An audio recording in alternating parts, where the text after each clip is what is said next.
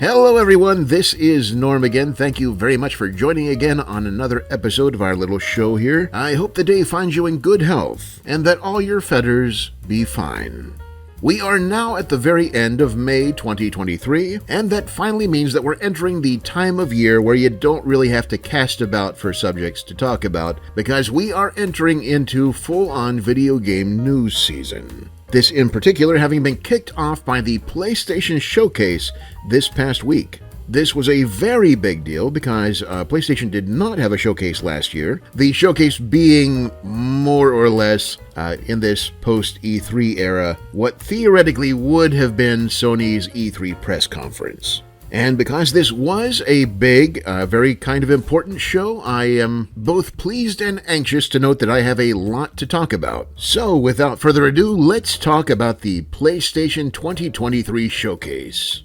Okay, so to start with just general impressions, I'll be completely honest, was not impressed with this particular show. In fairness, I tend not to be impressed by about half of these press conferences, but in the past, it was almost always down to the quality of the games. And while the games themselves really did not wow this time, and I'll get into that a bit more later, I think a lot of what did not work for this particular presentation came down to the presentation itself, simple aesthetics, or directorial choices, or simple creative decisions. That is to say that even if all the games had been fantastic, the presentation itself still would have been lacking.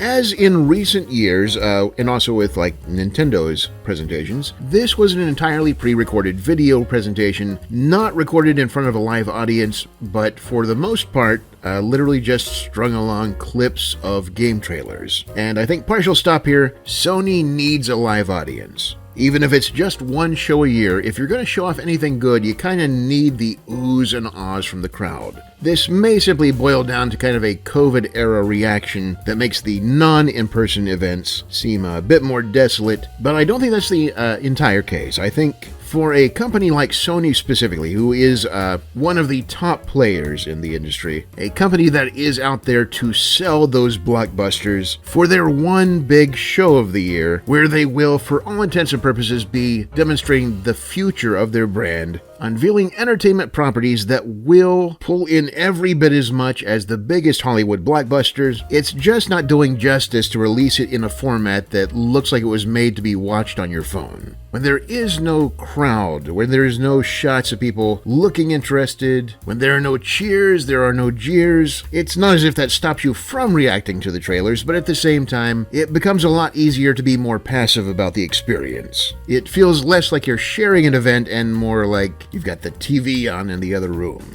There's a lot less sitting up and taking notice and a lot more sitting back and kind of just nodding as you chomp through a bag of Funyuns. But even as a pre-recorded event, I feel that the presentation still failed in a couple of very important respects. Because one, if this is a pre-recorded event, you're supposed to have time to kind of tune it up to make it interesting. The trailers were presented pretty much on their own. The presentation started with a few words from CEO Jim Ryan, and okay, before we go any further, a couple words about Jim Ryan himself. Well, at the least his on-screen persona. Jim Ryan is not a man with charisma. He doesn't come across as a gamer, he comes across as a CEO. When he steps up on the stage, he basically just gives off a CEO aura. He has the raw energy of a man whose real passion is stock options. Now, he was only on screen for a couple minutes just to give the intro and the outro, but in that brief time, with the picture you got of the man, it was more or less impossible to picture him sitting back and enjoying any of the products that his company produces. Again, I don't know him, I could be wrong. He may be a fervent RPG player, he may have a level 150 dwarf cleric character, but from his persona, it really looks like most of his video game information comes through maybe listening to his son play in the next room. There really doesn't seem to be any organic understanding in him why people like video games. I mean, we'll get this out of the way. There are no good CEOs in the sense of anybody who's really got the gamers back, but if you look at Phil Spencer on the Xbox side, he's a businessman, yes, but he at least does genuinely like video games. He may not outright champion them when push comes to the financial sheets, but when he goes on Twitter and says that he was playing a game last night, I don't disbelieve him. If Jim Ryan said that he played the Spider-Man game last night, I'd be skeptical. I'd immediately start in with the questions. I tried to be casual about it. I'd be like, oh, you played Spider-Man, did you? So, how'd you turn on the console? Yeah, okay. Then when the menu popped up, you hit the start button on the controller. I'd start naming made-up buttons on the controller just to see if I could trip them up. So you jump using the X button and then you hit the decahedron? I thought so. So, yeah, ultimately, they probably made the wise choice and did not have Jim Ryan host the entire presentation. The problem, however, is that they had no one host the entire presentation, and a lot of these games required a little bit more context than was provided in their trailer. The other major thing that I would say against this show, and is probably going to apply to a lot of the forthcoming presentations this summer, is that regardless of the quality of the games themselves, a lot of the trailers were not very good. They were either cut badly, or more prominently, just didn't give a very good idea of what the game's personality was like. I mean, the short, cryptic teasers, those are less of an issue, although they really would have benefited from some kind of external narration to give some idea of what you were looking at, beyond a title screen at the end. Like there was one which came in about the third quarter of the show. It kind of seemed to be rocking somewhat Starfield vibes. It seemed to last all of like 20 seconds. I'm going to have to look it up here just a moment. Okay, yeah, the game was called Concord. The trailer was basically just the interior of a spaceship. It's rumbling as it goes along through some kind of rainbowy hyperspace. There's a disclaimer at the beginning, not actual gameplay, so it's a CG teaser trailer. And about 20 seconds of that later, the trailer ends. It shows the title Concord, and that's it. No explanations, no context. This was one that really could have used some kind of a narrator, if not providing a detailed description, at the very least, maybe hinting at a genre. Was it a shooter, puzzler, tactics, walking simulator? No idea. It was there. It filled up a little time. It's gone. But with that said, it was successful in that I did remember the visuals of it, which is more than I can say for about 3/4 of the trailers in the show. And that comes back to what I was saying about the trailers themselves being really badly cut. Let me tell you something, youngins. The year is 2023. Video games have been around for quite a while now. If your game contains any kind of an action component, we're going to safely assume that combat is going to be a part of that. And because most games are actiony to one extent or another, combat is a big part of almost every game. And because we have had decades and decades of time to refine that gameplay, a lot of that combat looks very, very similar. And that means that if you had like 30 seconds in order to show off to the viewing public your game, then it will be a good idea to focus less on the combat and more on the things that make your game unique. Things like story, characters. So many of the PlayStation Showcase games were literally just showing off combat, and it all blended together. In fact, the only game that really stood on its own for the combat mechanics was Phantom Blade. That one looked just all kinds of Devil May Cry, very stylized. That one set apart. The other ones, I do not know how many games had this kind of Genshin Impact, Phantasy Star, latter-day Final Fantasy, just combat in an open area aesthetic, and that was the entire trailer. If nothing else, I would say if you are listening to this and want to take away one lesson, it's that if you do make your combat trailer the entirety of the trailer, there is at least one segment of the demographic you're trying to reach who will not remember a darn thing about it. Give us some story, give us some character, let me know what the personality of the game is. At the very least, if your producer is telling you need the action shots, make it a 50-50 split. Anyway, that is my complaint about the actual presentation aspects of the show, and time is marching on, so now I'm going to go into a bit more of the actual games themselves. Please pardon my constant pauses as I go back over to the video and try to remember which games they actually showed. There really weren't a lot of standouts on this one, which is part of the reason that I have to rate it so low. Alan Wake 2 looks really good. That one did stick out to me. I thought the trailer for Dragon's Dogma 2 2 also looked really good, though I did not play Dragon's Dogma 1, so I have no idea if it's a game I'd even enjoy. But just from a presentation standpoint, I thought they did a pretty good job with that. Same with the Alan Wake trailer. Lot of story, very intriguing as to where that one is going on. Anyway, let's get to the show. Oh, and by the way, because I do not intend to be sitting in front of this microphone all day, this is not going to be a recap of the entire show. I'm basically just going to be skimming through the presentation and point out the games that caught my eye for good or ill. The presentation began with a few live service games, and as is my policy with live service games, I skipped right over them. Eyes just glazed over.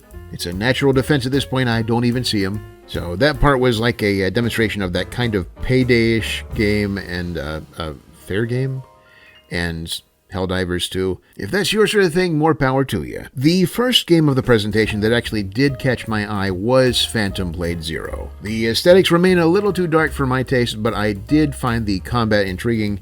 Like I said, it's got a very Devil May Cry Bayonetta sort of vibe to the combat. Just from the trailer, I imagine it'll review pretty well. After that was Sword of the Sea, which is that game with the very Journey aesthetics. I did not look up to see if it was the same people behind them, but I would imagine just from the visuals, they're intentionally wanting to go for that look. It has the aesthetics of an indie critical darling, which for me, in practical terms, means that it's probably a bit too slow-paced. But for those who have the time to really savor that sort of experience, I envy you. After that, several more games stepping up there. The next one that caught my eye was Foam Stars. It seems to have worked its way into a couple of headlines since the show, largely for the same reason that I noticed it, which was that it is pretty blatantly a Square Enix ripoff of Splatoon. It is Square Enix, right? I'm not going to look up. I think it's Square Enix. The other part of the trailer for this particular game, though, that I thought was remarkable was the stunning contrast between the pre-rendered CG visuals that started off the trailer and then the little clips of gameplay they showed looked astoundingly bad. Just the graphics themselves, they looked like they were running on the Switch. That was, I guess, if imitation is the sincerest form of flattery, then Splatoon should be deeply honored that the makers have emulated them right down to last generation level low-res textures. I guess kudos to them for actually showing gameplay, but when there's that much of a gap between the pre-rendered and the in-game visuals, maybe just show the in-game visuals. You don't want people's first impressions of your game to be unflattering comparisons to itself. Anyway, it may be fun, definitely not my type of game. Presumably being introduced to patch a hole in Sony's handheld quality gaming roster. Which, speaking of handhelds, I'm not going to take a time to go through the short and honestly baffling accessories portion of the show. But Sony did introduce at about the 3/4 mark in the show a standalone streaming device, not a cloud streaming device like the one I can't remember the name that Xbox endorsed for the Game Pass cloud streaming. This one is a streaming game specifically to run off your own Wi-Fi off of your PlayStation 5, which means it's made to stream from your PlayStation to other rooms in your house over your Wi-Fi. I mean, I guess I can understand it being more convenient if you wanted to play in the bathroom or in bed and you didn't want to haul in your TV and your PlayStation 5, but most people that I know are willing to make the trek to their television set. I think the cited example was that if your spouse was watching TV and you wanted to play something on the PlayStation, but this is going to be a standalone device with a controller and a screen. I mean, the PlayStation controller by itself is $70. The screen and the streaming components on the extreme low side are going to be introducing at least $50 or $60 more if they go for a really cheap screen. I mean, at this point, it's reaching the cost of a low-end 20-inch television. Basically, not sure who they're marketing this to. Keeping the ball rolling, Teardown, the voxel Destroy Everything game. It's already on PC, but it is coming to the PlayStation 5. I will give kudos to this showcase for reminding me that this game exists, because I actually did want to play it, so I may pick that up on PC. And then we have the Metal Gear Snake Eater remake. And honestly, what can you say about a Metal Gear game made without Hideo Kojima? It is a Metal Gear game made without Hideo Kojima. I imagine some people will pick it up just for the novelty's sake.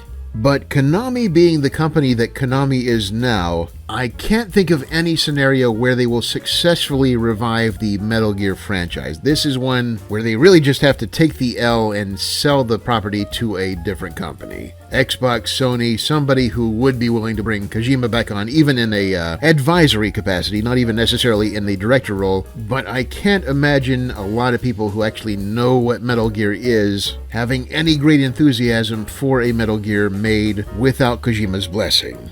There are very few video game auteurs in the traditional sense, but Kojima is definitely one of them. Moving along, I'm going to make a note of the game that showed right after Metal Gear in the showcase, just because I do think it looks kind of neat. It's a town building game called... And this is another part where I do miss the presence of a on-screen narrator, because I have no idea if I'm pronouncing this correctly, but the game is called Town of Agazba? I guess. I will be surprised if the correct enunciation is that part where you raise your pitch questioningly on the Agazba part, but it does look really neat. It's a stylized, fantasy-looking town builder. Pleasant environs. It hits a lot of right buttons for me. I will watch this one with interest. Just having taken another glance at the trailer, far from the Agazba being my worst crime against this title, the title is actually Towers of Agazba, not Towns of Agazba. Once again, I lay the blame on Sony's feet for lack of narration. Next up, Final Fantasy XVI, and at this point, honestly, it's a Final Fantasy game, you know what you're getting into. The creators reportedly had the story team watch the early seasons of Game of Thrones for inspiration. I can't possibly imagine what that will translate to in a Final Fantasy game. My guess, we're gonna see some Moogles going to some very dark places. After that, like I said, Alan Wake 2 looks fantastic. Very excited about that one. I think the trailer said it was releasing in October. Probably going to be a busy year game release-wise, but I think if it's short enough, I will certainly be making some time for it later this year. After that was Assassin's Creed Mirage, looking as intensely generic as any Assassin's Creed could ever possibly look. It looks fine, but if you'd told me that they'd already released it like 3 years ago, wouldn't have batted an eye. It looks like every other... Well, I was going to say it looks like every other Assassin's Creed game.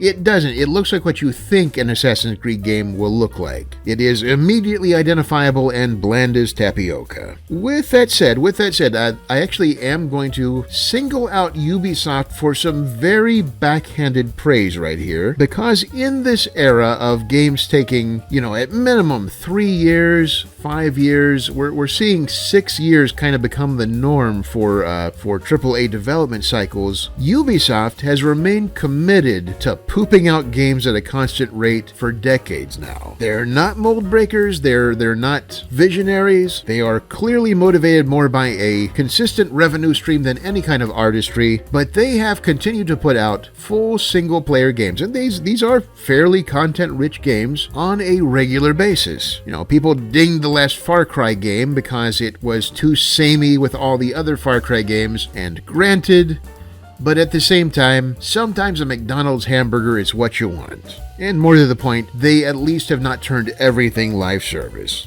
These are still single-player games that can be played as single-player games.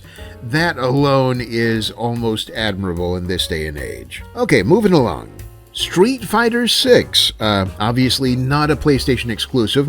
I really haven't been going through which ones here were PlayStation exclusives. There really haven't been that many of them. But Street Fighter 6 is the most I've been excited about a Street Fighter game in a long time. The new story mode looks like just the sort of thing that I would like to engage with. Don't know how deep it's going to be, but it does address one of my major issues with fighting games in general, with fighting games, with racing games, any of these single sport games, is that there's really no game beyond the sport, which obviously, but at the same time, I get bored easily. I don't see the point in booting up an entire game if I'm only going to be playing it for like 15 minutes, and so having this side adventure could very well be a workable remedy for engagement. We'll see. Okay, like I said, Dragon's Dogma 2, that trailer looked really good. Did not play Dragon's Dogma 1, may look into it now just to see what I should already know about it. And then the showcase went into the VR portion of the show, which was exceedingly light. There's a port of Five Nights at Freddy's Help Wanted. There is a port of Arizona Sunshine 2. Resident Evil 4 Remake is getting a VR mode, which is cool, but like 3/4 of the VR games they showed on here were horror games. I do not play horror games in VR. You know why? Because they're scary. I get paranoid playing Beat Saber. There's nothing to take your mind off of potential chainsaw-wielding maniacs sneaking up on you than chainsaw-wielding maniacs literally in your field of view. I'll tell you what was missing from the VR portion of the show is, besides a bunch of other VR games that I really would like to be seeing on here, but the PSVR 2 needs Half-Life Alyx. I don't know if Valve is pushing such a hard bargain that they literally just cannot get the rights, or if Sony's just too dumb to negotiate, but the PSVR 2 ecosystem needs a killer app, and it's clear that the Horizon Forbidden West is not that. The PSVR 2 is good hardware and it has such potential, but they are not making use of it. And okay, moving on, we got an announcement that Bungie is making Marathon, and that's really only notable because I know what Marathon is, or was, their original Mac game. With that said, their Marathon reboot does appear to be a PvP shooter, which means it's off my radar entirely. After that, another Destiny expansion, and finally, the show closes with Spider-Man 2. And what can I say? It's probably going to be good. Spider-Man 1 was very good. I'm sure it's going to break all kinds of sales records. If there's been a significant visual upgrade, I don't see it on this, but that's really just saying that the original game looked very pretty.